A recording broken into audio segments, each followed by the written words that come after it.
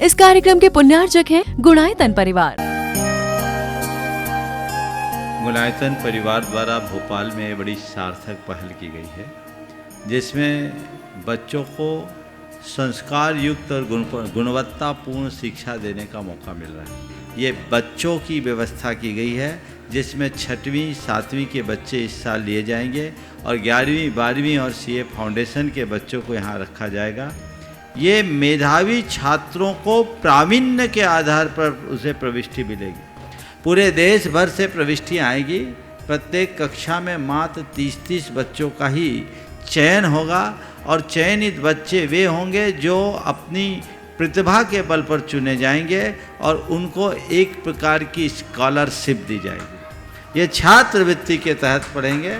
गुणायतन के समाज कल्याण की दिशा में एक बहुत अच्छी पहल है और ये सार्थक पहल है। इसकी शुरुआत भोपाल से हो रही है। ये भोपाल वालों के लिए बहुत गौरव का विषय है। इसके लिए गुणायतन के साथ विद्यासागर इंस्टीट्यूट और सेज और एपीटी, इन तीनों को भी मैं बहुत बहुत आशीर्वाद देता हूँ।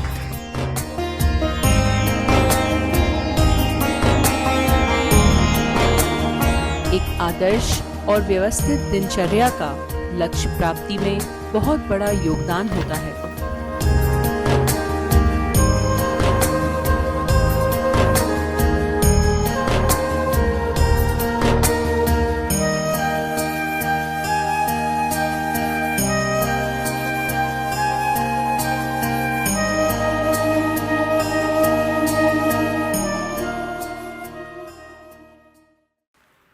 एक शिष्य गुरु चरणों में निवेदन किया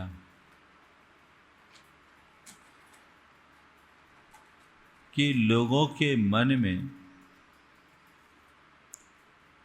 आवेश क्यों आता है। वह नगर श्रेष्ठी था और गुरु चरणों में साधनारत था। जैसे ही उसने गुरु के समक्ष ये बात रखी कि गुरुदेव, आवेश क्यों आता है, गुरु ने बीच में ही बात काटते हुए कहा कि तुमसे ऐसी बदतमीजी करने की किसने कही? तुझे तमीज नहीं है मुझसे कैसे बात किया जाता है? गुरु ने इतना कहा और वो एकदम तमा गया। गुरुदेव, आपने मुझे बदतमीज कह दिया? आपने मुझे क्या समझ रखा है?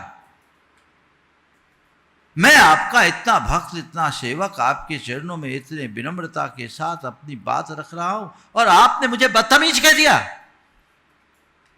गुरु सहज भाव से उसकी बात मुस्कुराते हुए सुन रहे थे। जब उसके भीतर का सारा गुबार निकल गया तो गुरु ने कहा, मैंने कुछ नहीं किया बेटा, मैंने तो तेरे सवाल का उत्तर दिया है। तूने पूछा आवेश क्यों आता है और मैंने बता दिया आवेश क्यों आता है। मैंने आज तुझे जो कुछ कहा तूने उसे पकड़ लिया, तेरे मन में आवेश आ गया। मैंने बदतमीज शब्द कहा और तुझे वो आवेश आ गया, तेरे हृदय में आग लग गई तो इतना लाल पीला होने लगा। ऐसा आग बबूला तो मुझसे मेरे सामने कभी नहीं हुआ। बोल, ऐसा क्यों हुआ? ऐसा इसलिए हुआ कि आपने मुझे बदतमीज कैसे कह दिया। गुरु ने पूछा, ये बता तू बदतमीज है क्या? तू बदतमीज नहीं है तो तूने ये प्रतिक्रिया क्यों की? और ये प्रतिक्रिया तेरे ही अंदर आई, यहां और भी लोगों ने इन शब्दों को सुना, औरों को तो नहीं आई। तो मेरे द्वारा बदतमीज कहने से तुझे आवेश आया कि तूने अपने आप को बदतमीज माना, इसलिए आवेश आया। बात समझ में आ रही? सामने वाला मुझे कुछ कहा इसलिए आवेश आया, सामने कुछ हो गया इसलिए आवेश आया, इस कारण से उस कारण से मुझे आवेश आया, ये आरोप की भाषा है। मैं उससे प्रभावित हो गया इसलिए आवेश आया। दरअसल आवेश है क्या? आवेश एक ऐसी आग है जो भीतर सुलगती है और मनुष्य को भस्म कर डालती है, पूरी तरह भस्म कर डालती है, जला डालती है, हमारे सारे सद्गुणों का नाश कर देती है। व्यक्ति की विवेक बुद्धि खंडित हो जाती है, उसे करनी अकरनी का अभाव हो जाता है, बोध समाप्त हो जाता है और वह किसी भी परिस्थिति में आकर कुछ भी स्थिति में ढल सकता है। ये आवेश की स्थिति। और ये आवेश कभी क्रोध में, कभी अहंकार में, कभी तनाव में, कहीं भयोत्पादक स्थितियां निर्मित होने में, किसी भी निमित्त से आ सकता है। और इसे नियंत्रित करना ही एक सभ्य मनुष्य की पहचान है। आवेश आला यानी आपे से बाहर होना, यह हर्ष के अतिरेक में भी होता है और क्रोध क्षोभ के वेग में भी होता है। दोनों स्थितियों में आवेश जन्य परिणाम आते हैं जो हमें अंदर से कमजोर बनाते हैं। जब आवेश आता है तो हमारे मन पर, हमारे शरीर पर, हमारे व्यवहार में, हमारे संबंधों में उसके लक्षण दिखने लगते हैं। आवेश के क्षण में सबसे पहले व्यक्ति का व्यवहार बिगड़ जाएगा, चेहरा तमतमा उठेगा, बोलचाल, सोचने समझने की क्षमता सब बदल जाए। हम देखें, जब आवेश हो विवेक खत्म, तर्क शक्ति का अभाव होगा, ऐसे विचारों का वेग आएगा कि कुछ कहो नहीं, निर्णय लेने की क्षमता में कमी आएगी और यदि कोई निर्णय लेंगे तो प्रायः गलत होगा। ये मानसिक स्थिति होती है और एक बार अपनी बात पर अटक जाएंगे, बस मैं सही हूं, ये भावना हृदय में विकसित हो जाती। ये आवेश की स्थिति में हमारी मन की परिणति होती है। जब आवेश होता है सांसें तेज चलने लगती है, हृदय की धड़कन बढ़ जाती है, चेहरा एकदम लाल पीला हो जाता है, भुजाएं एकदम तन जाती है, नसें खिंच जाती है, मुट्ठियां भींच लेते हैं, होता है। आवेश में मनुष्य अपने ही विरुद्ध एक ऐसी शक्ति का प्रस्फोट कर लेता है जो उसे ही नष्ट भ्रष्ट कर डालती। ये आवेश के परिणाम है। और ऐसे व्यक्ति जो आवेश से भरते, उनके संबंधों में बड़ा खिंचाव आ जाता है, उनकी स्थिति बड़ी भयानक और विकराल बन जाती है। वो कुछ भी करने या कहने की स्थिति में नहीं रहते।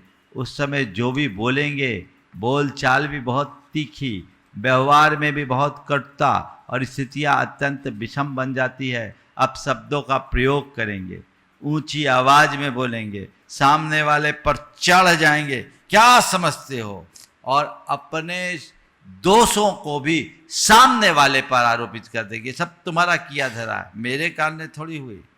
और ऐसे व्यक्ति बातचीत छोड़ करके बीच में उठ जाएंगे, उनकी स्थिति एकदम आक्रामक बन जाएगी। समझ लेना ऐसा व्यक्ति अभी आप पे से बाहर है। आवेश हमारे व्यवहार को बिगाड़ डालता है, इसलिए ऐसे व्यवहार को बिगाड़ने वाली परिणति से अपने आप को बहुत दूर रखना चाहिए।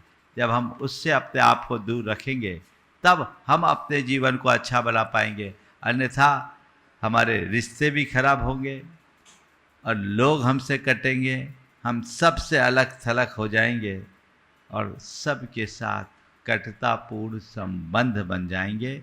आज हमें इसी आवेश पर नियंत्रण रखने की बात सीखनी है, क्योंकि आवेश एक ऐसी स्थिति है जिसमें हम अपनी सुध खो बैठते हैं, अपनी पहचान खंडित कर देते हैं, हमें समझ में नहीं आता कि क्या कर रहे हैं और क्या नहीं कर रहे हैं। एक ऐसा भावनात्मक वेग या तूफान आता है जो सब कुछ तहस नहस कर देता है।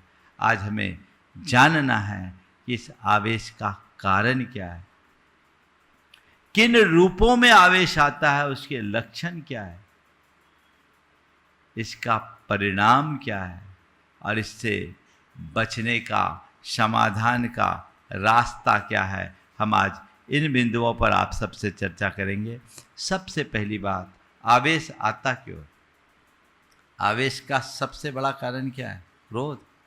क्रोध तो आवेश की अभिव्यक्ति है। आवेश का पहला कारण है अहंकार। मनुष्य के मन में पलने वाला अहंकार उसे आविष्ट कर देता है। हमें क्या समझता है, और तुम्हें कोई समझे या न समझे, तुमने तो अपने आप को गलत समझ ही रखा है।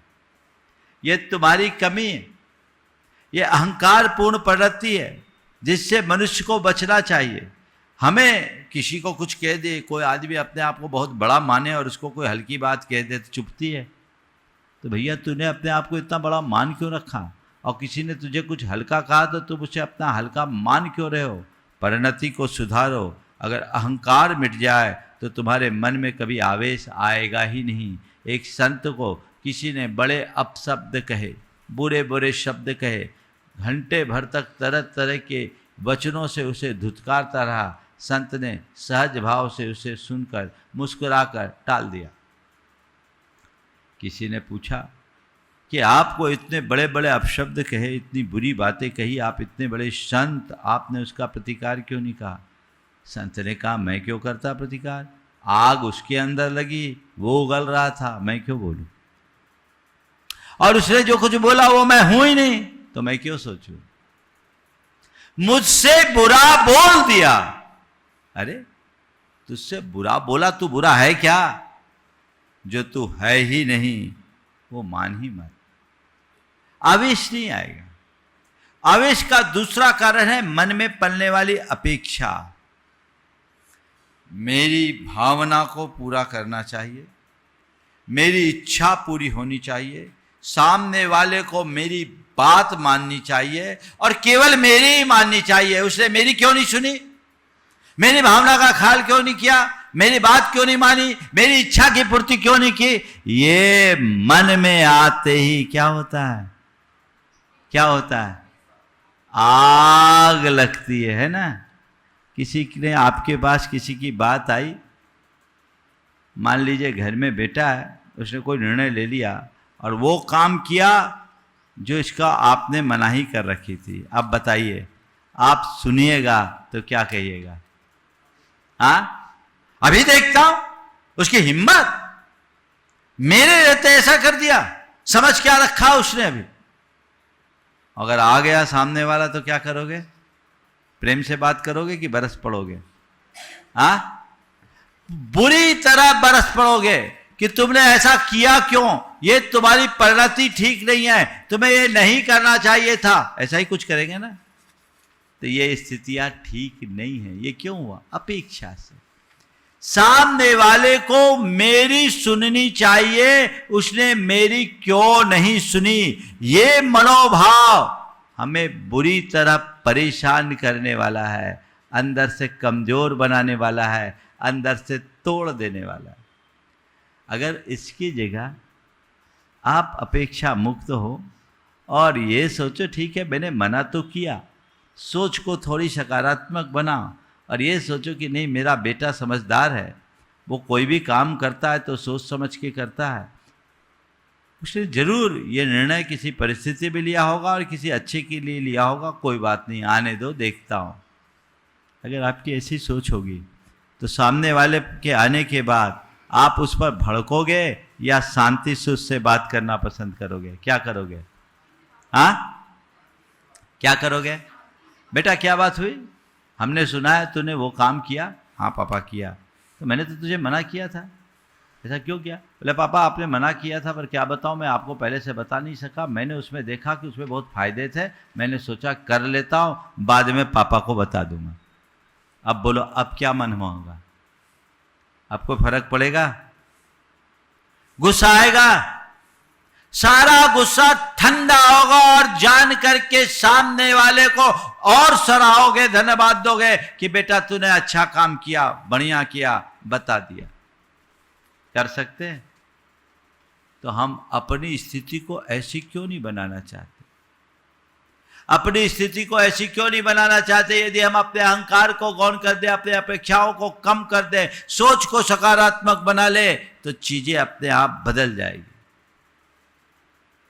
तीसरी स्थिति हमारी बनती है दबाव और डर।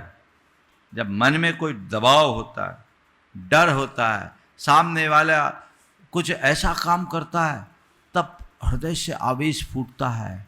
भयजन स्थितियों में भी हृदय में आवेश प्रकट होने लगता है। जो निडर हो उसके मन में कोई आवेश नहीं होगा, वो बहुत सहज, शांत और सरल स्थिति में रहेगा। और इसका सबसे बड़ा कारण है वह अज्ञान, आत्मविस्मृति, आत्मज्ञान का अभाव। अपनी पहचान को खोकर शरीर, संपत्ति और बाह्य वस्तुओं में ही अपनी पहचान बनाने वाला व्यक्ति, पर से आत्मबोध जोड़ लेने का वाला व्यक्ति पल पल में आवेश में आ जाता है और अपना आपा खो बैठता है। ये स्थितियां कभी भी किसी के साथ किसी भी स्थिति में बन सकती है। तो ये चार कारण हैं: अहंकार, अपेक्षा, भय या डर और आत्मविस्मृति, जिनके कारण से हृदय में आवेश उमड़ता है। और ये आवेश कई रूपों में होता है। कभी क्रोधजन्य आवेश होता है, जब कोई हमारा विरोध करे तो उग्र हो जाए। ये क्रोधजन्य आवेश उग्रता में प्रकट होती है, क्षुब्धता में प्रकट होती है। उस समय व्यक्ति एकदम असामान्य हो जाता है, भड़क उठता है एकदम से, जैसे आप लोग अपनी बोलचाल की भाषा में कहते हैं, फायर हो जाता है, आग लग जाती है, आपा खो बैठता है। ये क्रोधजन्य आवेश है जो कतई उचित नहीं है। दूसरा, मोहजन्य आवेश।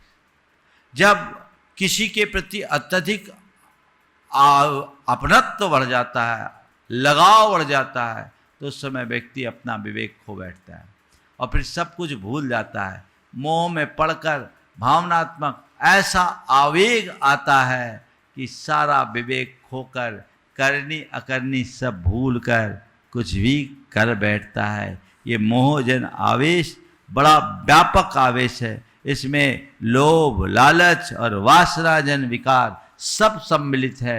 और ऐसे आवेश में फंसने वाले व्यक्ति प्रायः अपना हित विनष्ट कर डालते हैं। तीसरा आवेश आता है व्यक्ति के मन में भयजन्य। जब अचानक कोई डर लग जाए तो गलत कदम उठा लेता है। कई बार लोग डर के मारे गलत स्टेप लेते हैं। सामने वाले को बताएंगे तो कुछ भी गड़बड़ हो जाएगा, इस आवेश में आकर के कुछ भी काम कर लेते हैं। संत कहते हैं, भय जब तक तुम्हारे हृदय में विद्यमान है उसका वेग आएगा, आवेश आ सकता है। इसलिए तुम्हें अभय के संस्कार प्रकट करने का अभ्यास करना चाहिए। और कभी कभी प्रशंसा और अपमानजन्य भी आवेश होता है। किसी ने प्रशंसा कर दी, फूल गए, फूल के कुप्पा, है ना पुरानी कहावत चने पे चढ़ाने वाले लोगों की। चढ़ा दिए, चढ़ गए, और चढ़ गए सो गए। अब किसी को चढ़ा दो तो फिर कहना क्या, उससे चाहे जो करा लो। शास्त्रों में ऐसे लोग कापोतलेशा वाले होते हैं। और थोड़ा सा किसी के विरुद्ध कोई टिप्पणी हो गई, वो खुद को अपमानित मानना शुरू कर देगा। और जो ऐसा अपने आप को अपमानित महसूस करना शुरू करता है, उसकी स्थिति भयानक हो जाती है, बिगड़ जाती है। तो ये आवेश के जड़ है जो अलग अलग रूपों में प्रकट होती है। कभी क्रोध के रूप में, कभी मोह के रूप में, कभी डर के रूप में, तो कभी प्रशंसा या अपमान के रूप में प्रकट होते हैं। परिणाम क्या निकलता है? आवेश का सबसे पहला अटैक हमारे विवेक पर होता है। जिस समय आवेश हो उस समय व्यक्ति को सही गलत का निर्णय करने की क्षमता नहीं होती है क्या? आप लोग भी व्यवहार में कहते हैं ना, भैया अभी इससे बात मत करो, अभी इसका दिमाग गर्म है ना? है तो सामने वाले में आवेश है तो आप तो दिमाग लगा लेते हैं कि दिमाग गर्म है, पर मैं कहता हूं खुद का दिमाग गर्म हो जाए तो क्यों नहीं सोचते कि ठंडे दिमाग से काम करेंगे। दिमाग को कूल रखो। ऐसा आयुर्वेद का एक नुस्खा है, पांव गर्म होना चाहिए, पेट नरम होना चाहिए और सिर ठंडा होना चाहिए। ये स्वस्थ पुरुष का लक्षण। पांव गरम, पेट नरम, सिर ठंडा। पेट कड़ा नहीं हो तो सिर ठंडा, शारीरिक रूप में भी और मानसिक रूप में भी। दिमाग अगर गर्म हो जाए तो मामला गड़बड़। तो भैया प्रयास ऐसा करो कि तुम्हारा दिमाग कभी गर्म हो ही नहीं, और जब गर्म हो जाए तो उस समय तुम थोड़ा पीछे हट जाओ। उस समय कोई काम ही मत करो, सोच लो अभी ठीक नहीं है, वहां से खिसक जाओ, मौन हो जाओ। जब भी लगे कि अभी मेरे भीतर एक भावनात्मक आवेग आ रहा है, अपने आप को पीछे करो, ख्याल करो। अभी उसका उपाय भी बताऊंगा, क्योंकि ये प्रायः जब हम सामान्य स्थिति में रहते तब तो अच्छा लगता है, लेकिन अचानक जब ऐसा वेग आता है तब सब विवेक खो जाता है। फिर बाद में लोग सोचते हैं पश्चाताप। ये दूसरा है। आवेश की शुरुआत अविवेक से होती है और अंत पश्चाताप से। जब आवेश होता है विवेक खो देता है, जो करना है कर लिया, और ताकत भी शरीर में अतिरिक्त आ जाती है। अभी मैंने कहा ना, आवेश में व्यक्ति अपने शरीर के भीतर ऐसी शक्ति प्रकट कर देता है जिस शक्ति से वो खुद को ही नष्ट करता है। बाद में सोचते रहे गलत हो गया, आवेश में आकर मैंने ऐसा कर दिया, भावुकता में आकर के मैंने ऐसा कर दिया, मुझे ऐसा नहीं करना चाहिए था, मुझे ऐसा नहीं बोलना चाहिए था, मेरा ये निर्णय गलत हो गया, मेरा ये कदम गलत उठ गया, इसका नतीजा खराब होगा। अब पछताने से क्या होगा? पहले से ही अपने आप को बचाओ। फिर आवेश में संबंध खराब होंगे, व्यवहार बिगड़ेगा। जो आदमी बात बात में भड़कता है, छोटी छोटी बातों में तमतमाता, उसको कौन लाइक करता है? बोलो, करता है क्या? कोई तुम्हारे सामने आने को तैयार नहीं होगा, तुम्हारे सारे संबंध बिगड़ जाएंगे। तो ये भी तुम्हारे लायक नहीं है, इससे तुम्हें कोई लाभ नहीं, और कर्म का बंध तो होगा ही होगा। तुम्हारा संसार बढ़ेगा, भाववर्धन होगा। तो ऐसे आवेश से अपने आप को बचाने की पूरी कोशिश करनी चाहिए। अब उसके लिए क्या करें? 4 चरण में अपना काम करें। अभी भावना युग तो आखिरी में मैं कराऊंगा, लेकिन सबसे पहली बात है स्वीकृति, एक्सेप्टेंस। आप अगर अपने अंदर, ये सब क्या होता है देखिए, ये अबुद्धिपूर्वक होता है, अपने आप होता है, चाह कर नहीं होता। हमारे अंदर की जो संस्कार है वो 2 तरह के, एक बुद्धिपूर्वक जो हम सोच समझ कर करते, और कुछ चीज़ें हैं जो अबुद्धिपूर्वक, वो हमारे सबकॉन्शियस माइंड में इतने गहराए हुए कि अपने आप भड़क जाते। कई लोग हैं जो यदा कदा गुस्सा करते हैं और होश में गुस्सा करते हैं, और कुछ लोग हैं वो गुस्से में ही रहते हैं, और उनसे कहो तो वो कहेंगे नहीं ये तो मेरी भाषा है ना। कोई आदमी बहुत तेज आवेश में बोल रहा था, मैंने कहा भैया इतना चिल्ला क्यों रहे? बोले महाराज मैं चिल्लाता नहीं, ये मेरी भाषा है। अब क्रोध ही जिसकी भाषा होगी उसके जीवन की क्या परिभाषा होगी? होगा क्या? तो उल्टा है। ऐसे लोग अपने गलतियों को स्वीकार नहीं कर पाते, वो दोष को दोष के रूप में स्वीकार नहीं करते और दूसरों पर दोषारोपण करते रहते हैं। संत कहते हैं अपने दोषों को स्वीकार करके ही सुधार कर सकते हो, दूसरों पर दोषारोपण करने से कोई समाधान नहीं मिलेगा। तो जब भी तुम्हारे अंदर कोई नकारात्मक वेग आए, जैसे आवेश, तो मुझ में आवेश है ये स्वीकारना चाहिए कि यानी अब मैं ट्रैक से बाहर हो रहा हूं, यहां मुझे संभलने की जरूरत है। ये फर्स्ट स्टेप, सबसे पहले इस स्थिति में अपने आप को लाना चाहिए। फिर दूसरे चरण में मुझे नियंत्रण रखना है।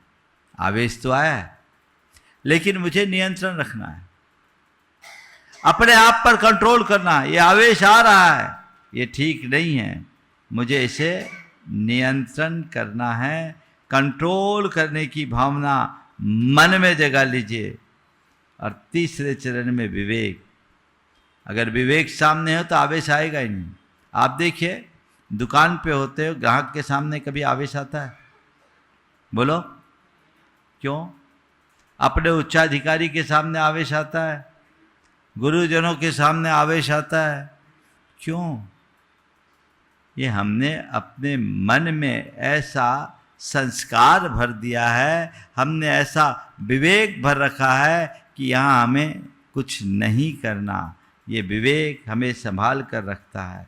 और इसी तरह हमें कुछ भी घटना घट जाए जिसके कारण से आवेश आ रहा है, अरे भैया क्षण भर की बात है, इसे हमें क्यों स्वीकारना, उसे नज़रअंदाज कर दे तो चीज़ें हम पर कभी हावी नहीं होगी और हम अपने आप को संभालने में समर्थ बन सकेंगे, जीवन को बेहतर बना लेंगे। दरअसल प्रायः जब ऐसी स्थिति आती है, लोग अपना विवेक खो देते हैं और ऐसा अकृत्य कर बैठते हैं जो एक सामान्य मनुष्य के लिए कतई उचित नहीं होता। मैं इसलिए कहता हूँ, आवेश एक प्रकार का क्षणिक पागलपन है, अस्थायी पागलपन जो अल्पकाल के लिए हावी होता है, पर उसका प्रभाव महाभयानक हो जाता है, जो हमें अंदर से बुरी तरह तोड़ डालता है। हमें ऐसे आवेश पर नियंत्रण रखने का प्रयास करना चाहिए। यदि हम जगत में घटने वाली घटनाओं को महज घटना की तरह देखना शुरू कर दे, मात्र दृष्टा भाव का अभ्यास कर ले, यदि अपने हृदय में आध्यात्मिक चेतना का विकास कर ले, तो मैं समझता हूँ कुछ भी होगा, आवेश नहीं आएगा। मेरे संपर्क में एक सज्जन बहुत शांत रहते, बहुत शांत, उनको कोई कुछ भी बोल दे, उनकी प्रतिक्रियाएं बहुत कम होती है और होती है तो एकदम ठंडी। एक दिन मैंने उनसे पूछा कि आपके इस नेचर का कारण क्या है, आप एकदम इतने ठंडे रहते हो, इस नेचर का कारण क्या है? बोले महाराज जी, मुझसे कोई भी बोलता, कुछ भी बोलता है, तो मैं ये देखता हूँ, यदि सामने वाले की बात काम किए तो मुझे एक्सेप्ट करना है और नहीं है तो मुझे एग्जिट करना है। मैं इस फार्मूले को अपनाता हूँ, इग्नोर करता हूँ, नज़रअंदाज कर देता हूँ। जिन बातों से मन में अशांति हो उसे मैं स्वीकार ही नहीं करता, तो मुझको कोई फर्क नहीं पड़ता। महाराज सामने वाला बोलता है, मैं सुनूं तब तो प्रभाव पड़े, मैं सुनता ही नहीं, सुनकर अनसुना कर देता हूँ। अगर हमारे मन में ऐसी सामर्थ्य आ जाए कि हम चीज़ों को सुनकर अनसुना करना शुरू कर दे, तो हमारे जीवन की दिशा और दशा बदल सकती है। हम अपने जीवन में व्यापक बदलाव घटित कर सकते हैं। अपने अंतरंग में ऐसे संयम जगाना चाहिए जो हमारे अंदर नियंत्रण उत्पन्न कर सके, अपने आवेश पर अंकुश ला सके और जीवन को बेहतर बनाया जा सके। आज मैं उस आवेश की बात को नियंत्रित करने के लिए भी भावना योग आप सबसे कराऊंगा कि अगर आप प्रतिदिन 10 मिनट केवल अपने आवेश को शांत करने के लिए दें, तो जीवन में बहुत बड़ा बदलाव आ सकता है। भावना योग के समापन के बाद ब्रह्मचारी जी, पंचकल्याणक और आगामी अन्य आयोजनों की चर्चा आप सबसे करेंगे।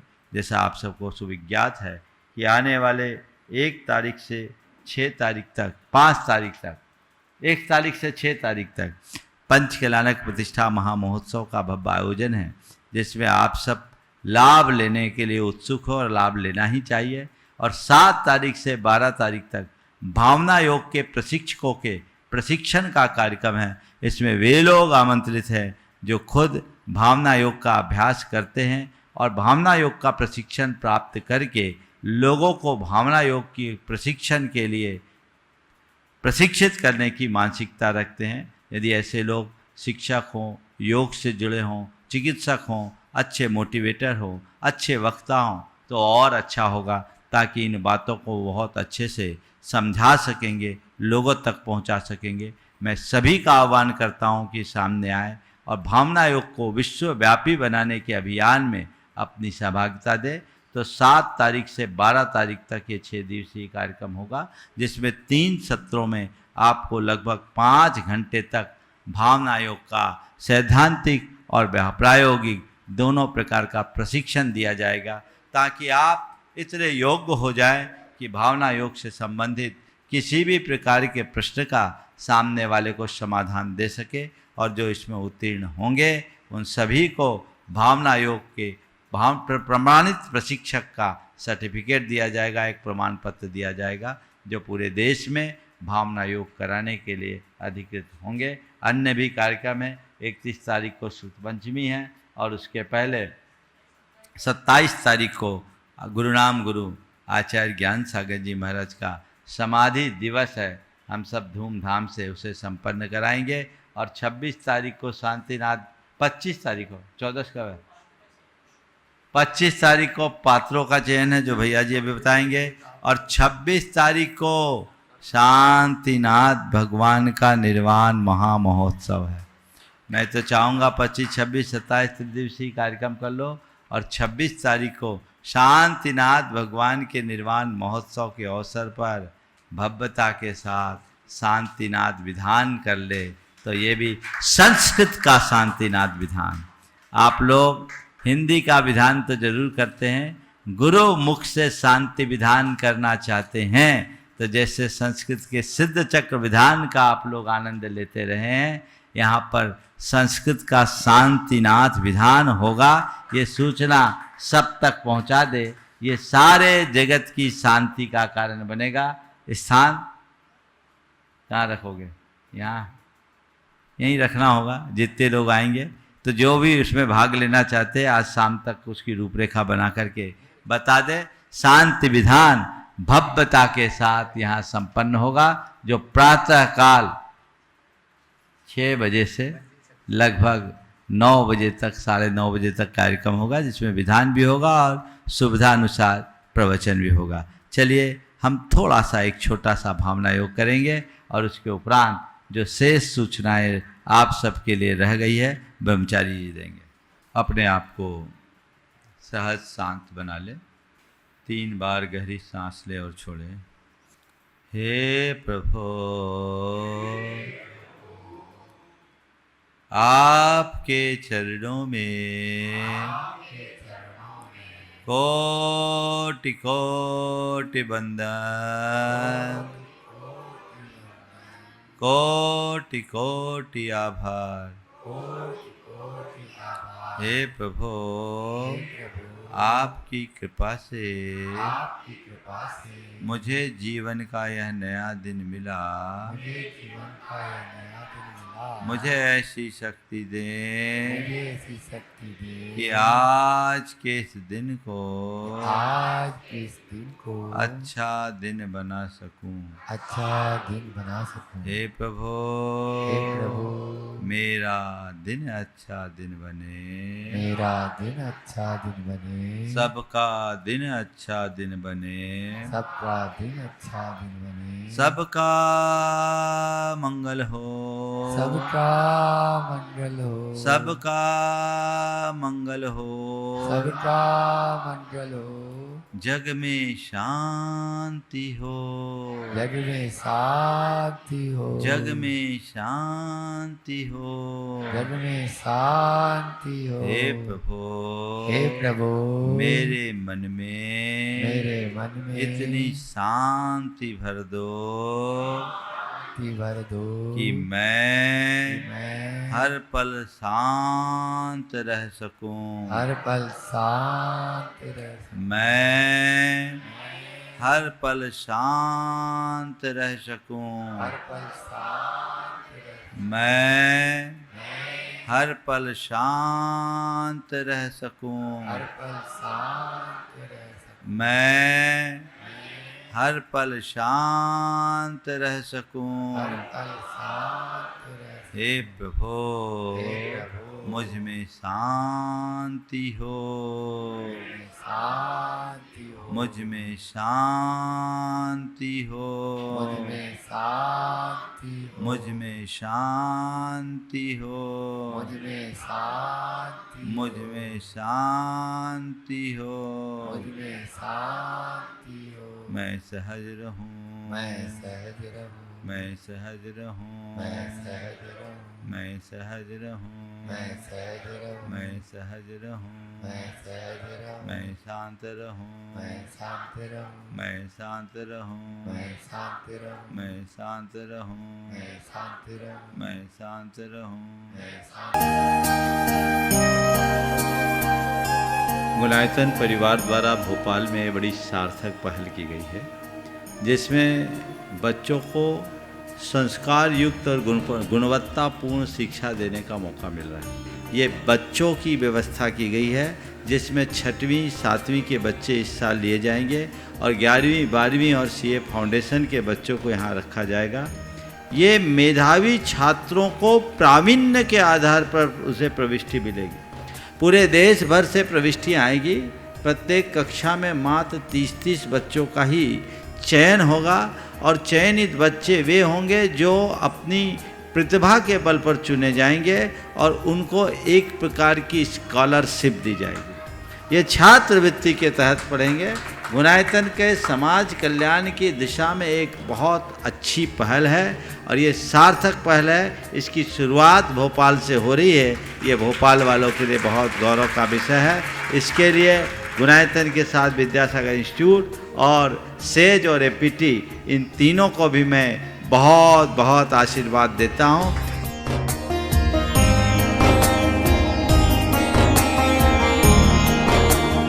एक आदर्श और व्यवस्थित दिनचर्या का लक्ष्य प्राप्ति में बहुत बड़ा योगदान होता है।